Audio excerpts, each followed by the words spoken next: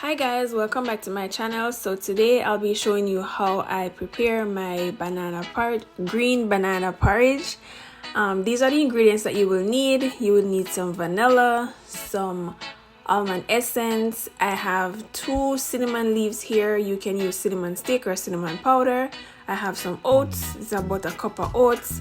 You'll need some salt, about a pinch of salt, some fresh nutmeg. If you don't have that, you can always use the powdered nutmeg, 2 bananas, and you also need some water in order to blend these together. Wash, peel, and cut your bananas. Add them to the blender along with water, oats, vanilla, almond essence, salt, and nutmeg. We're going to blend this until we get the desired smoothness that we are looking for, which will take you about 5 to 10 minutes. Then I forgot to add the cinnamon leaves to the pot while I had it the water boiling. So now I'm going to add it to the pot for about 5 minutes before adding my banana mixture. After adding the mixture to the pot, you want to use your wire whisk or a wooden spoon to mix this in thoroughly because we don't want to get any lumps. You're going to cook this on medium heat. Also, you can cover this and cook for 30 minutes or you can leave it uncovered.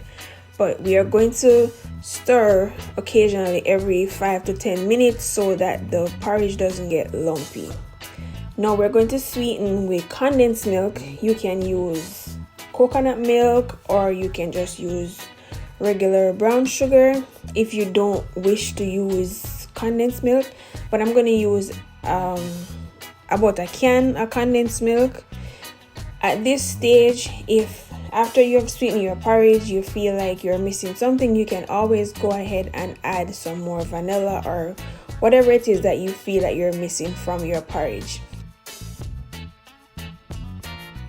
We're going to serve this hot. You can have this with some crackers or you can have it with some bread.